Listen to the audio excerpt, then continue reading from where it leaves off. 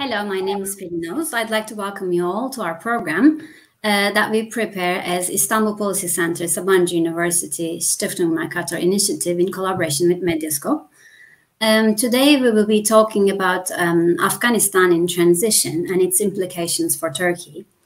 After almost 20 years with the ending of the US-led coalition in Afghanistan, and as of September, what do we see on the ground? What is the situation in Afghanistan? What are the major concerns of the population? What is the situation about the people who are fleeing Afghanistan? And when we look at it from the Turkish point of view, what are the implications of Afghan refugees for Turkey? And also, we are going to look at the triple effect of Turkey's relations with the West coming from the refugees. I have two guests today, and I'd like to introduce them to you now. First of all, I'd like to introduce Karolina Gustova.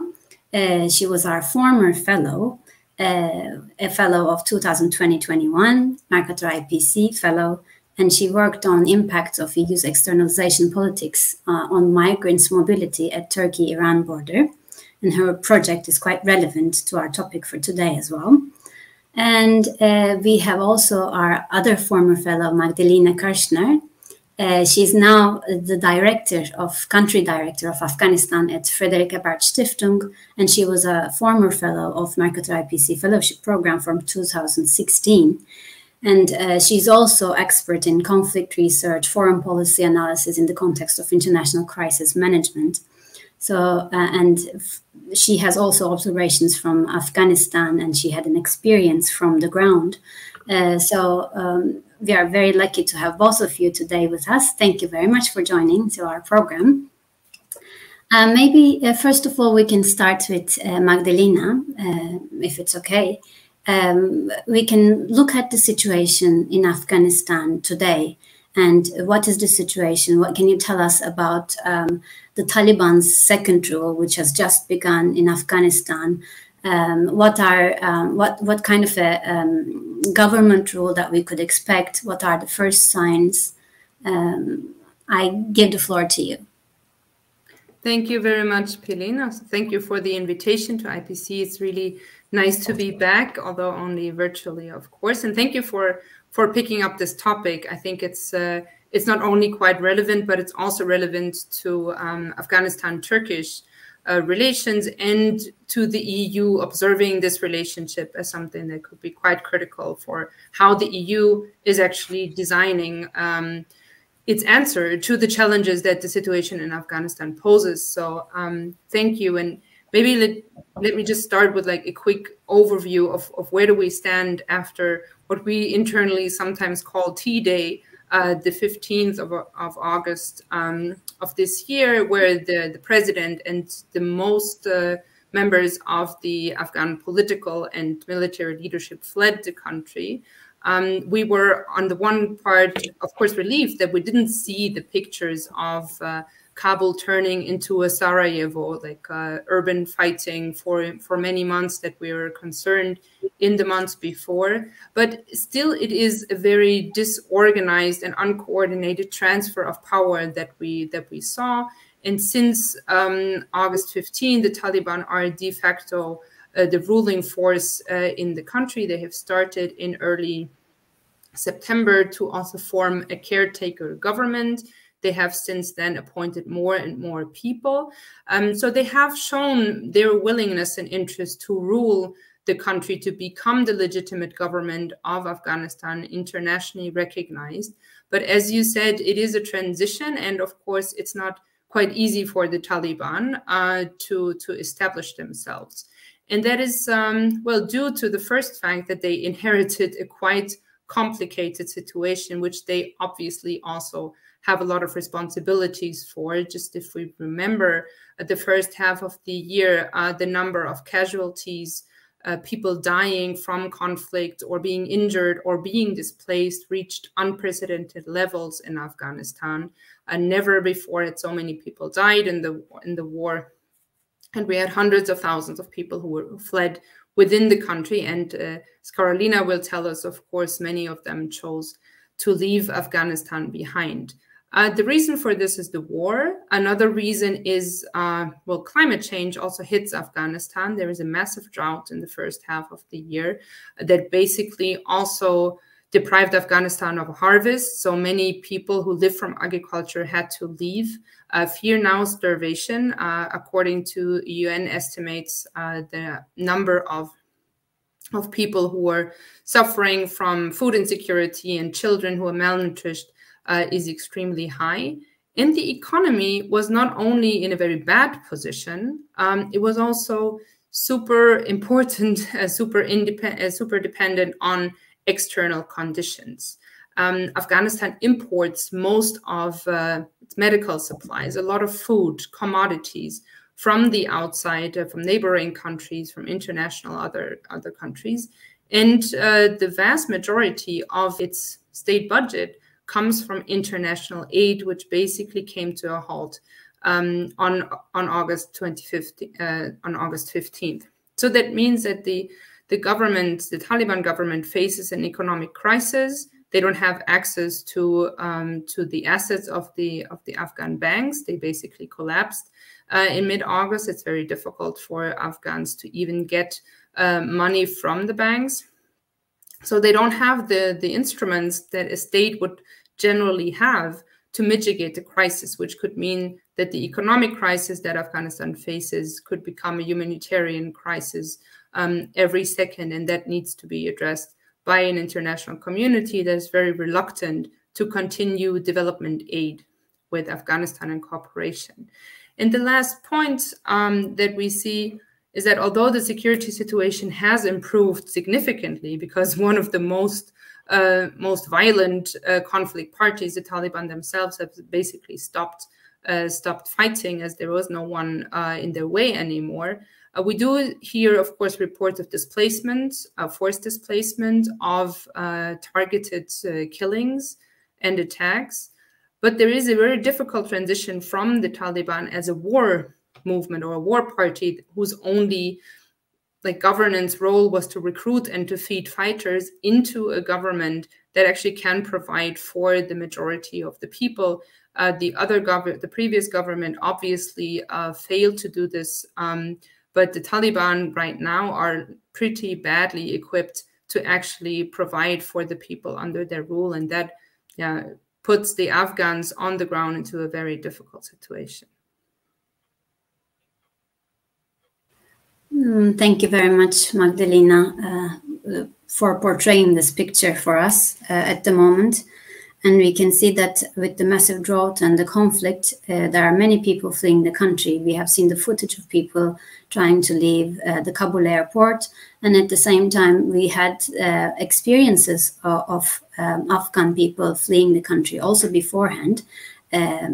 And now maybe we can turn to Karolina and talk about the Afghans fleeing the country and arriving to Turkey. What is the situation about the Afghan refugees in Turkey? Because this is not a new phenomenon, but do we see an influx of people coming in Turkey after the current developments? What are your observations? Because you have also done an extensive field work in the Turkish-Iran border in Van. You stayed there, so you had many experiences with the population who has crossed the border, and the population living in Van, receiving these people. So could you please share your experiences with us and observations with us, please? Yeah, absolutely. Thank you so much for inviting me. It's a great pleasure to speak alongside Magdalena and follow the points that she already pointed out what's happening in Afghanistan. And I think it's really good to focus on the Iran-Turkey border, which has not been discussed until recently, until the recent changes in Afghanistan. However, what I want to point at the beginning is that this border has been used by Afghans since the 1980 Soviet-Afghan War and by other nationals for a very, very long time. So this is not a new thing, right? So Afghans have been migrating to and across Turkey towards the west, across the Iran-Turkey border for a very long time. What is the new, really, what we see is something that is fear of the new migration crisis. So, for example, the European Union has been calling for further externalization policies, such as redelegating responsibility over migration and border controls towards non-EU zones, especially Turkey. But Turkey, of course, counteracts and says, well, we're hosting the largest refugee population worldwide, including around 300,000 Afghans. And we don't want to be Europe's refugee warehouse.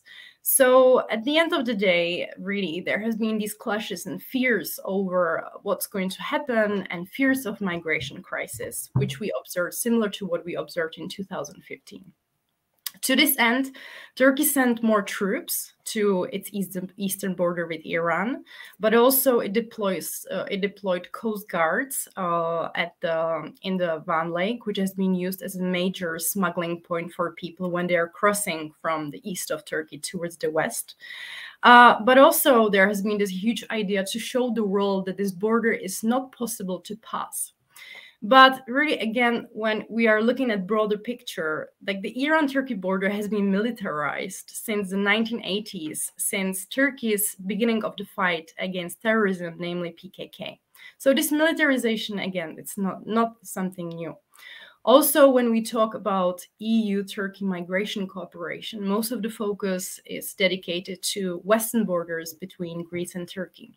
However, maybe later on we can speak about the macro, what's happening within international relations, that 2015 agreements, the March 2016 deal also impacted the border management in eastern Turkey. But these calls for externalizations and fears of migration really contrast to what we can see on the ground, the reality, what's happening on the ground. So the Turkish Minister of Interior reported that 110,000 people tried to cross border from Iran to Turkey without authorization in 2021, which around 46,000 people have been Afghans. However, it can seem like a large number. However, if we compare it to, for example, the year 2019, almost 500,000 tried to cross this border. So this number is nothing really too huge in comparison to the previous years, especially to the years before COVID-19 pandemic, when the borders were much more possible for refugees. So, but at the end of the day, also, Afghans constitute what the state authorities call the largest irregular migrant group, which is transpassing from Iran to Turkey. But let me just state or really highlight that most of the time Afghans lack legal access to border crossing and safe and legal passage. Of course, we have observed in Afghanistan tremendous efforts by international community to evacuate people from Afghanistan, especially those who were cooperating with international forces and with European states, the US Army, and so on. However, most Afghans are so-called left behind, and these people were left behind, or there has been always threat by the Taliban, among other factors that Magdalena pointed out a few minutes ago. So these people have no other chance than often cooperate with smugglers and cross border irregularly and move towards the west. But when we speak about these journeys and how people actually cross these borders, it's really important to say that the geographical area between Iran and Turkey consists of mountainous regions. Some of the mountains are high 3,800 meters.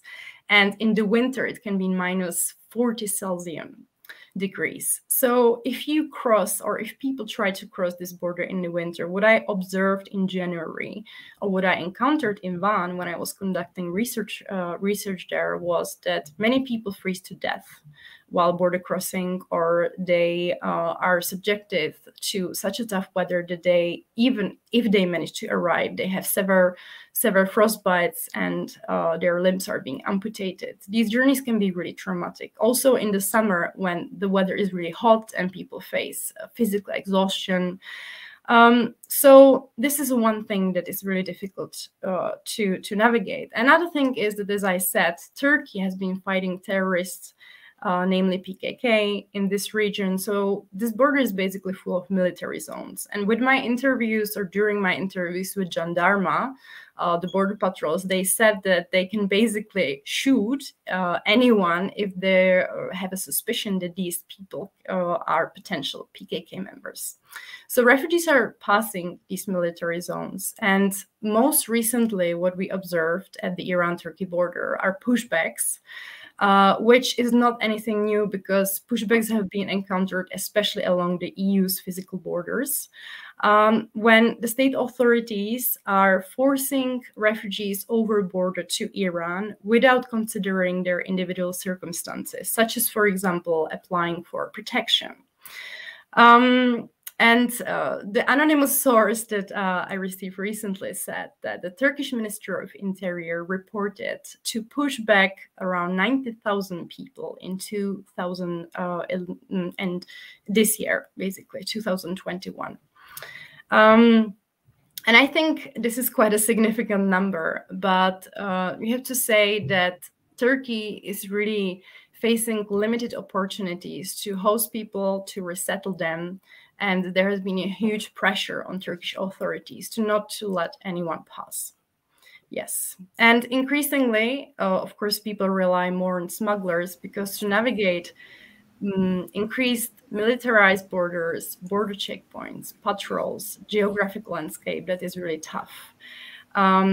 People are reliant on people from the local region who understand their geography and the border controls, and pay them thousands of euros to cross this border and manage to arrive in Turkey or move further to the EU. Thank you very much, Karolina. Maybe we can talk about this further also in the next round as well, when we talk about more about Turkey-EU relations within the context of refugees in a macro level. Magdalena, maybe we can talk about a little bit of the current concerns maybe on the ground in Afghanistan, what the people are expecting to see, and how they live their life is changing. Is it going to be back? Is it going to be the same as it was when Taliban was in power in the 1990s? Are there going to be limitations, or what kind of a role that we're going to be seeing in Afghanistan, and how is that going to affect especially the vulnerable population, women, children? What are your comments on it? Yeah, thank you, Pelin.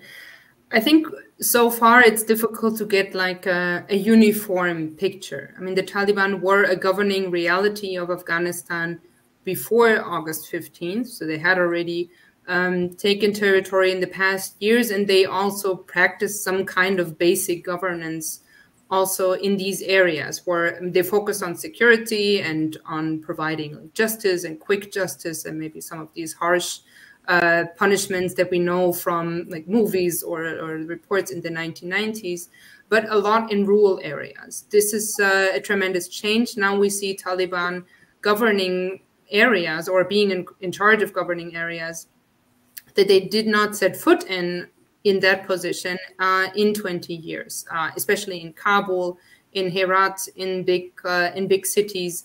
You can really see like the problems, say, to adjust, which also means that there are like more violent encounters. I think a lot of people have followed the situation of journalists and female protesters being hit, being beaten by Taliban, who have, well, let's say, whose default reaction to these kind of dissent is violence and repression.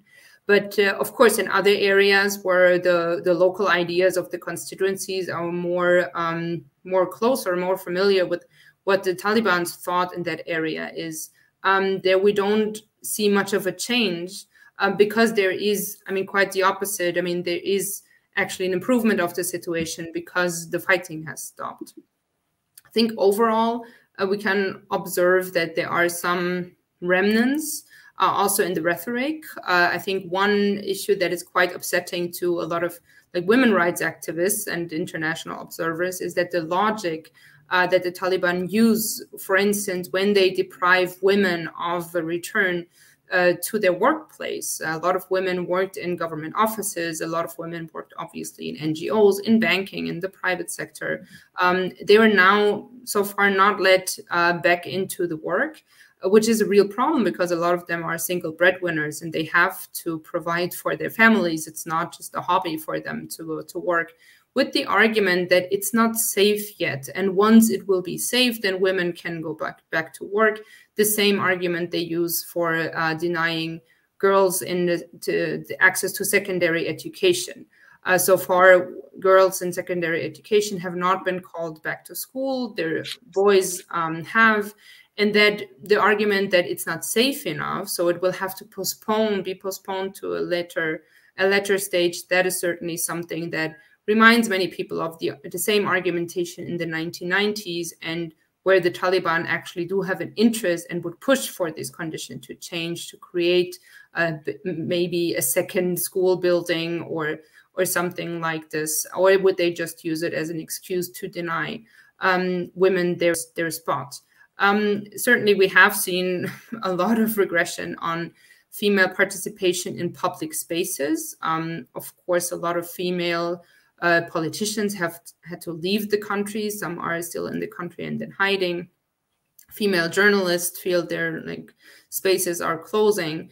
And what was, although under the protection, of course, of a lot of international engagement during the previous administration, the sense of a natural right at the table, although it was still fragile for the women in the Islamic Republic, I think that has been lost to an extent. So women voices in Afghanistan have been kind of silenced, but there is, of course, a very strong diaspora, a lot of women who are actively asking for support, who still speak out, who are trying to raise the concerns. And I wish that among international partners, there is also more awareness for this.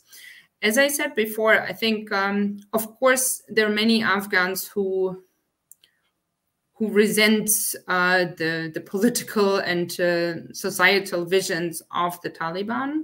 A lot of them, as Carolina said, had left or are still trying to leave. There's still many people who are waiting to be evacuated, who are seeking a way out. But it should be really emphasized that part of it is that it's nearly impossible, even for those who would say, I could adjust myself to life under the Taliban. It's impossible if the economic situation does not improve, because hundreds of thousands of government workers are out of jobs. They don't receive the salaries. People who work for NGOs do not receive enough money to feed their children. You see in Kabul the scenes on the street of people selling basically everything, not because they want to move, but because they just lack a basic income. With the winter coming, in the summer, we observed next to our office the World Food Program feeding IDPs in Kabul. Now it's more for normal Afghans to say. So it's usual. It's become a normal situation to get money, to get food by humanitarian organizations. So the overall economic situation is so depressing that even for the people who could maybe imagine making compromises with the Taliban, it will be unbearable. And as Carolina said, this is, of course, a good business for smugglers. All neighboring countries have been, well, maybe much better than the EU, been preparing for this new 2015 situation. There has been a lot of fencing. There have been arrangements between Taliban and neighboring countries regarding these issues. And it's become very difficult for Afghans to actually leave the country, even illegally. The prices for smugglers have gone up. We have seen in the past weeks a lack of even getting access to a passport. Now the passport office has been reopened, but that means that you see hundreds of people lining up to get a visa to Iran. And that is not only the threat of the Taliban rule, that is the desperation of the people. And maybe a last point on what also Carolina said, in the past years, one of the main partners for Turkey, but also for other countries that thinking about returning Afghan refugees to Afghanistan, were embassies.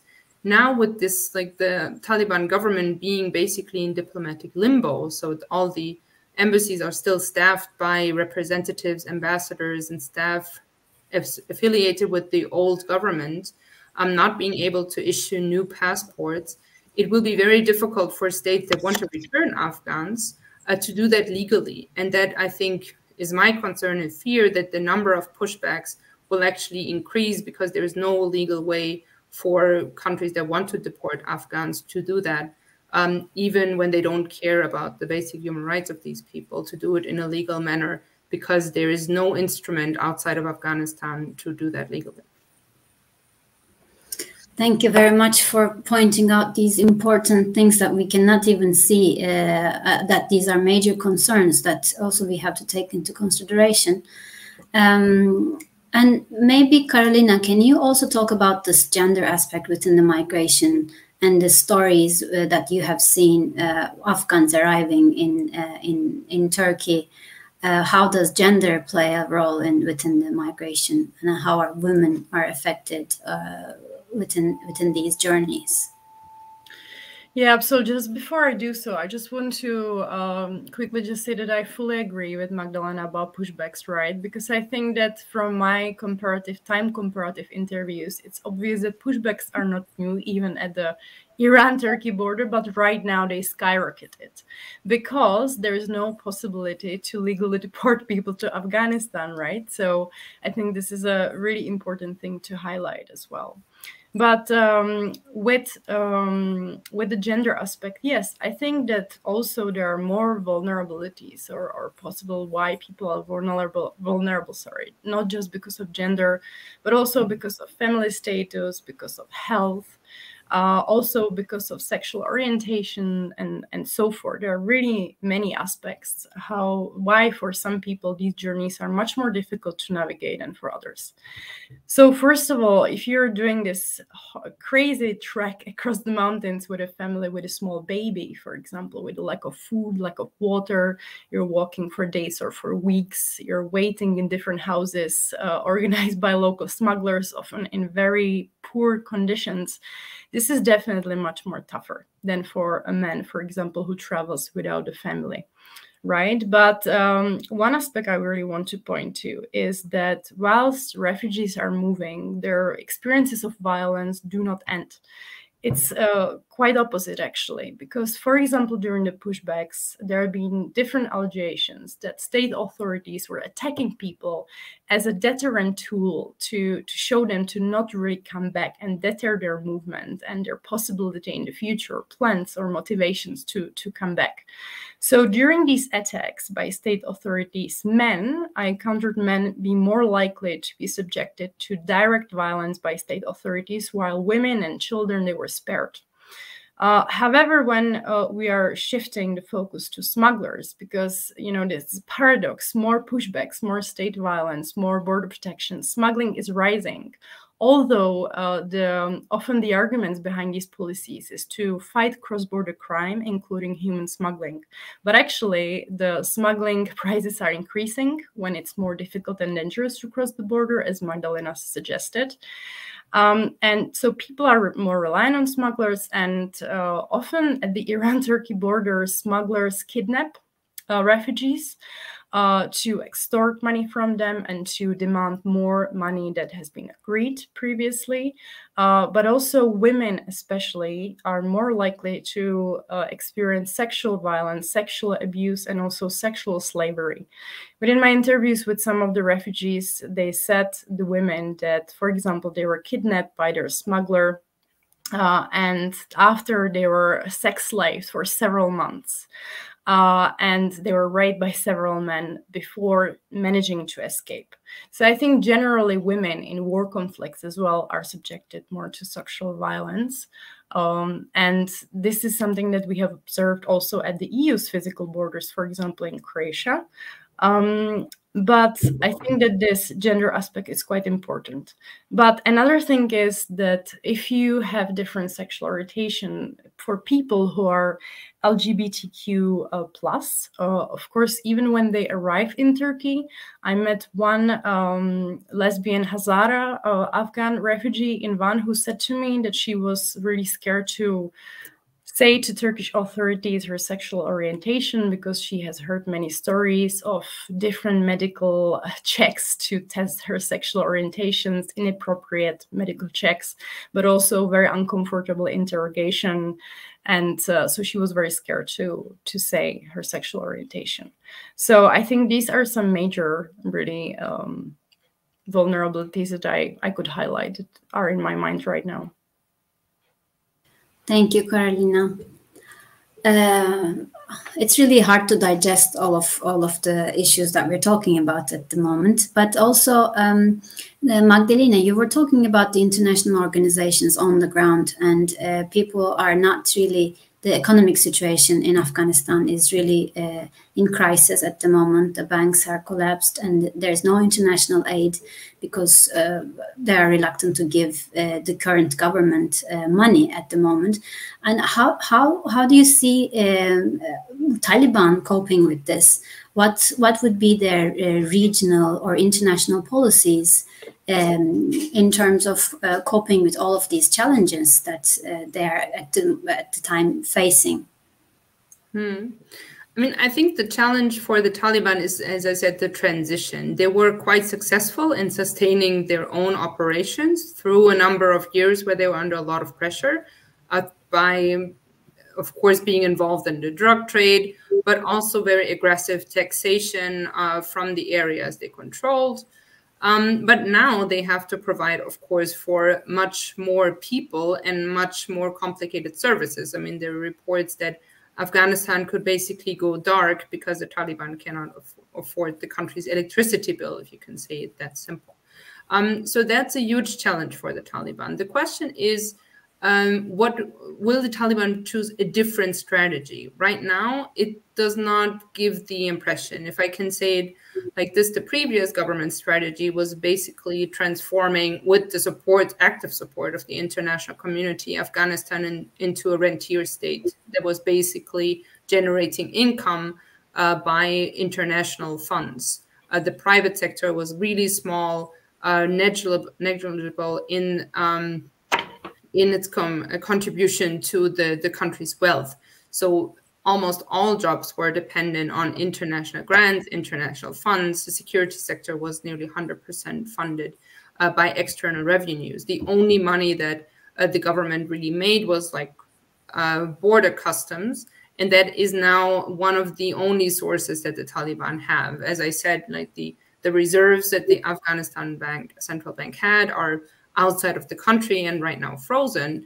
And of course, they start taxing. They also approached international organizations for registering and certainly also taxation. But there is not much to pick up if the people are in an economic situation where they don't have anything to give and the Taliban cannot squeeze it out.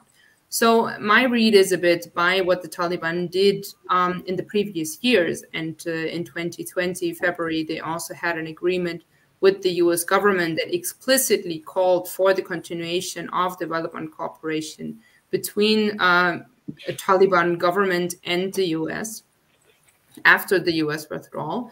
So to me, it seems that they're emulating the same strategy. They're trying to get support from the external world. First of all, they talk to a lot of regional actors, but certainly there is an expectation, even explicit to the EU, but also to Germany and other players, that they should continue basically the old strategy, and that is supporting Afghanistan with aid, and there wouldn't be a difference whether it's the Islamic Republic or the Islamic Emirates. Of course, the majority of the donors is not really buying this. There is so far not a readiness from the big donors to go back to business as usual. And that's a problem for the Taliban. So they cannot really enforce the international recognition. But without international recognition, the money is not flowing. And that's a problem for the Taliban. And it could even be a problem reaching regime survival if the desperation of the people is so high. I think right now that's not the case, because unfortunately most Afghans are used to being really poor. Afghanistan is one of the poorest countries, despite all the development aid paid in the past years. But of course, it's a risk for the Taliban that they try to overcome. But for this, they need to make amends with the funders of the old government, and that's especially the Western states. And I think that's a real problem right now that we have, that even we have in many international organizations who are in the country, that we're facing a bit also of a limbo. A lot of countries, a lot of organizations who are dependent on, who are funded through humanitarian aid.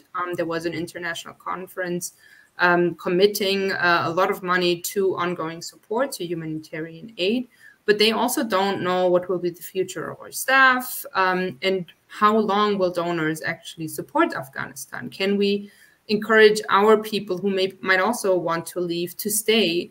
But if we can't tell them if they have a job next year, maybe they will also leave to a better place. And that would be like on top of an already quite dramatic brain drain that we saw in the past years. But the problem for international organizations like the Friedrich Ebert Foundation, but also many others, who get funded through development cooperation, that right now it's suspended. So we don't know actually if we're going to be able to operate in the next year. And we cannot really make any commitments to anyone. We cannot sign contracts. We cannot bring money into Afghanistan. And that's, of course, another layer of uncertainty. While the Western world, as it seems so far, is quite busy with evaluating and discussing the past and lessons learned, there is not much of a push on the future of our policy towards Afghanistan. Of course, there's still the discussion regarding evacuation of nationals. And as Karolina also said, the people that work with our organizations. But so far, that's, I think, the biggest part of the discussion that internationals had with the Taliban. And I think that's pretty difficult if we turn our backs and say, we're now done with Afghanistan and we now want to reconcile and close the chapter. We put the people in that country in a really, really difficult decision. So I think there is a wisdom needed by European policymakers, by US policymakers, to actually re-engage and at least formulate the conditions and disengage the Taliban on the process. I said before, there is a caretaker government, but there is no clear process on how this government could actually become a real government. We have not seen the inclusion of their former enemies, so to say.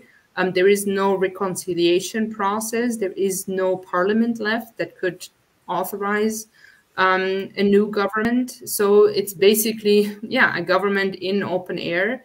And we urgently need to work with Afghan stakeholders to bring this back on track, not only to have embassies that Afghans abroad can turn to for a passport, but also to be able to engage for the future of Afghans. And doing this without making like terrible compromises on saying we want to deport, and this is why we recognize the Taliban no matter what. But I think it's really, really important that we start this conversation and not get stuck in the past of the 20 years war.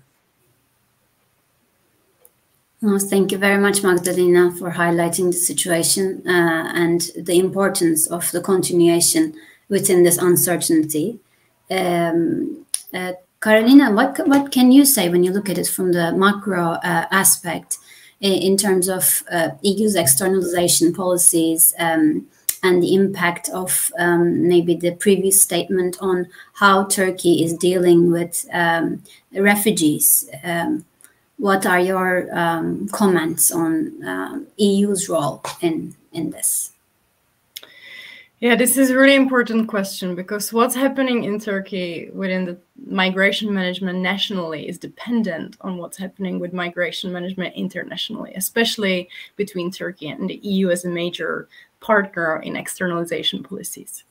So I just want to highlight something that I maybe should state it at the beginning. When Afghan refugees come to Turkey, they're not entitled to seek asylum, which is only available for European nationals. They're not able to seek temporary protection, which is a special status given to Syrian refugees, but they have to seek international protection. However, this international protection is something temporary. So they're able to apply for it. And if it's successful, they have to wait in Turkey to be resettled by third states, which are major America, Canada, but also the EU member states. But the problem is that Turkey has not received too many opportunities to resettle Afghans. So these people who are already right now in Turkey, right? So some of them I met in Van, they said to be waiting between 5 to 10 years in Turkey to be resettled with no response, like where even they are going to be resettled. And the problem is that refugees in Turkey right now, Afghans whose international protection status was accepted, they said that they have access to 1 year of health insurance, of healthcare. Most of them, they don't have access to education. Some of them, yes, but it's kind of about luck. And none of them have access to work legally. So out of the fear that more Afghans would overstay, especially now when there is a fear that more Afghans will be arriving, and even before, Turkey is toughening up its migration approach, right? And this has been observed since 2018, when there has been a huge centralization of migration management in Turkey. One of the most primary aspects of that, for example, was that before 2018, UNHCR was responsible about assessment of international protection, including of Afghans. After in 2018, this responsibility was redelegated to the Turkish Ministry of Interior. And within this change, we could observe over 92% of decline of positive results of international protections and boom of deportations. But to be able to deport people back then, the EU funds allowed Turkey to refurbish and open more removal centers. It was from 10 to 26 removal centers opened. And right now, when there is no possibility to deport people to Afghanistan, so what happens right now? And when the EU continues calling for externalization, of course, Turkey contracts. So we cannot really blame Turkish authorities solely about pushbacks or about responses to Afghan migration, because there is something that is dependent on the cooperation, right? And the EU proposed to give Turkey more 3 billion euros, and also to support Afghan refugees in Turkey. However, this is something that, of course, the ruling Justice and Development Party doesn't necessarily want, because it's at risk of losing its voters as well. So I think that this international and national really cooperates, or it's dependent on each other. Another thing is that during the deal in 2016, there has been, again, focus on Western borders, on Syrian refugees, and the tremendous aid that has been given to Syrian refugees within this deal. However, there has been also some funds from the EU that went to the border protections and building of removal centers in eastern Turkey.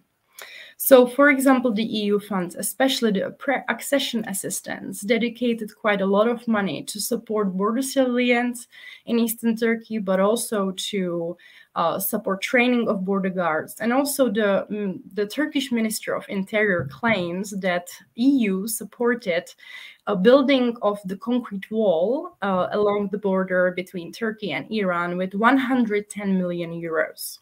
So this is a kind of significant support, right?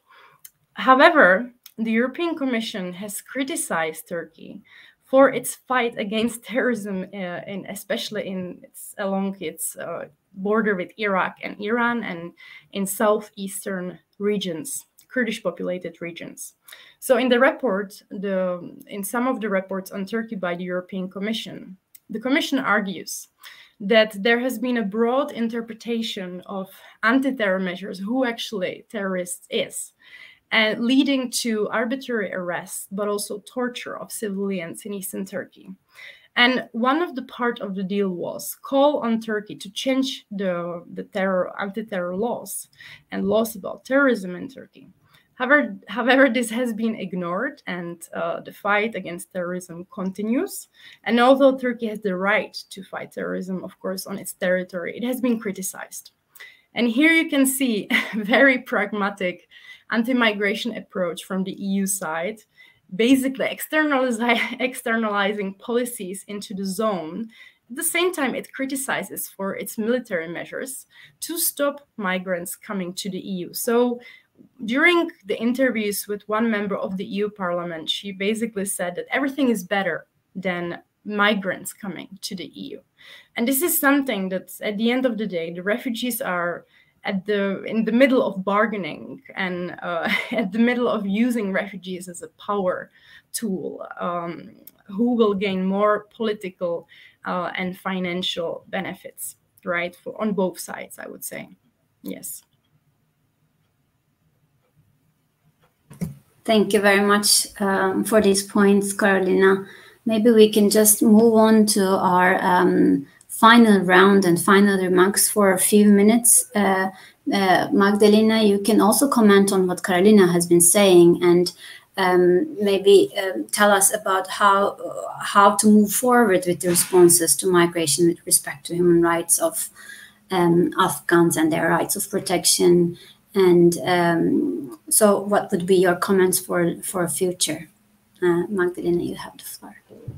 Yeah, first of all, I'm really excited that FAS and me are working with Carolina actually on this issue as well. So here the IPC network has helped, I think, us as a foundation also to discover something that's quite well learned for our work.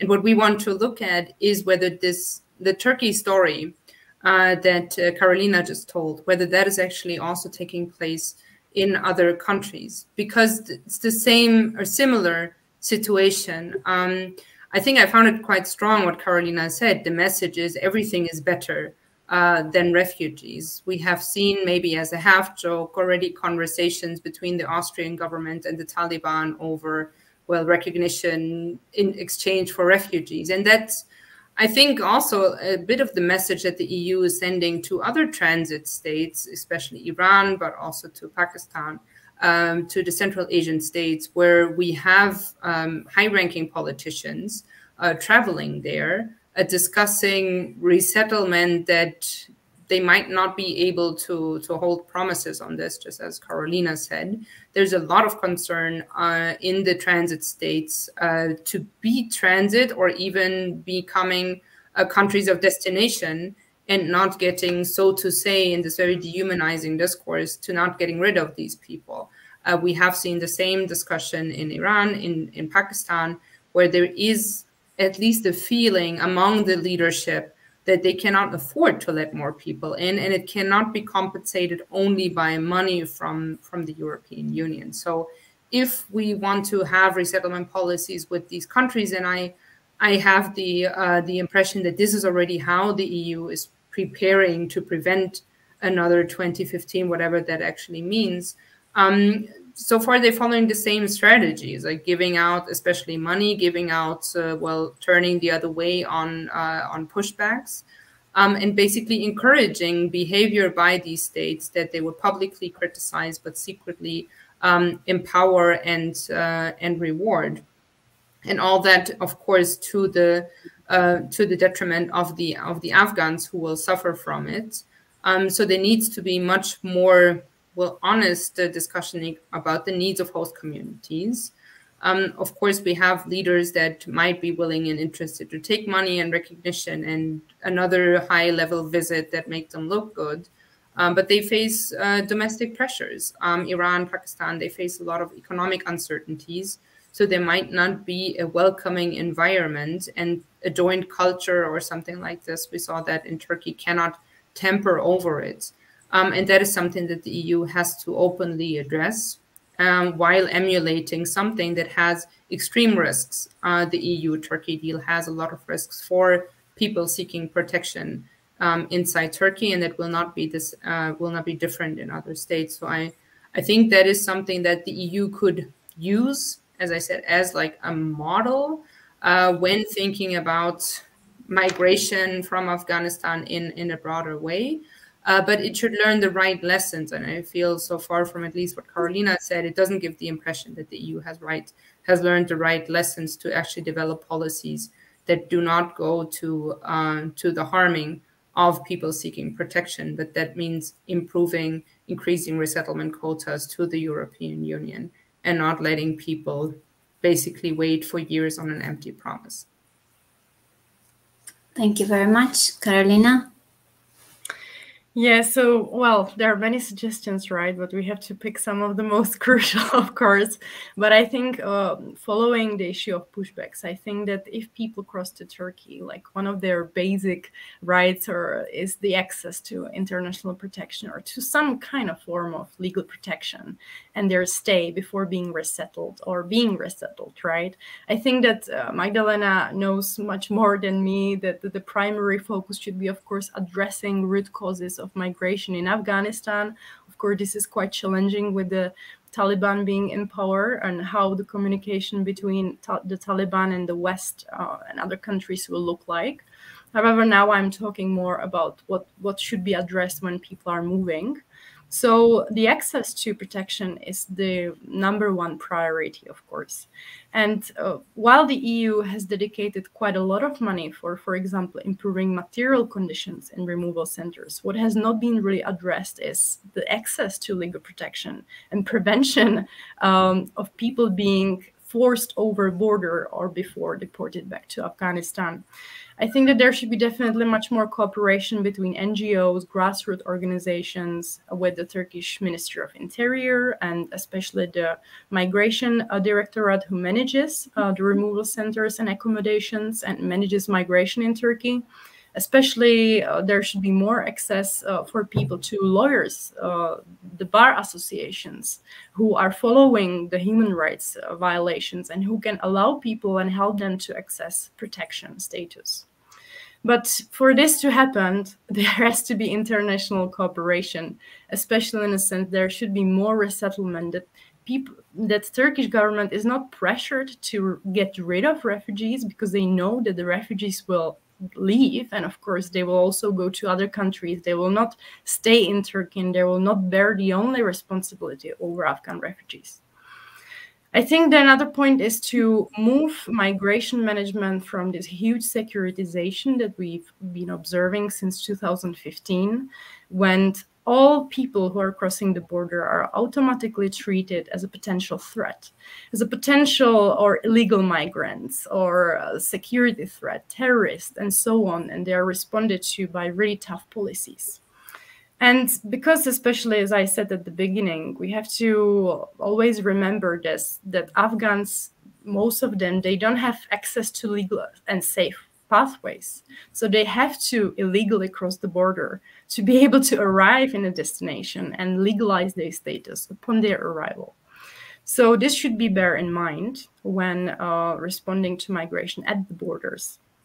And also the pushbacks, of course, should stop, especially to Iran, because this goes against the principle of non-refoulement, because many refugees said that they encountered physical violence, torture, but also killings by the Iranian border patrols, but also national Iranian police. So it's not really safe for refugees to be pushed back to the mountainous region in extreme weather where they face persecutions or violence by the Iranian authorities.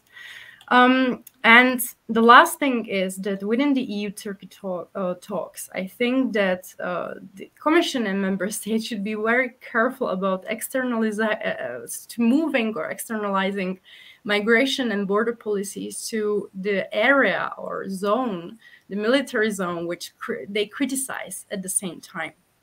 So really what should be at the center of the EU-Turkey should be, okay, Turkey should also move further away from its authoritarian tendencies and very unacceptable anti-terror measures that also target civilians and possibly refugees crossing the border as a part of the future deals and negotiations and further fundings and resettlement schemes and so on.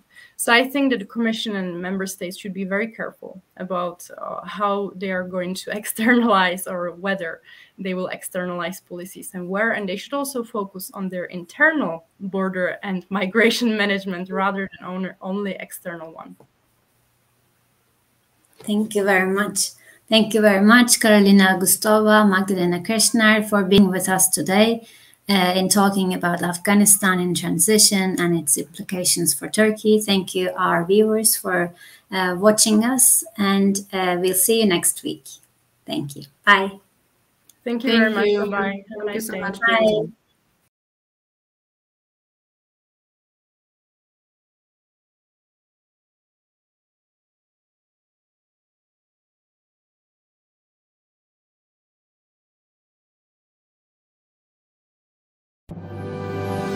Türkiye'nin sivil, bağımsız, özgür ve çoğulcu bir medya ortamına ihtiyacı var.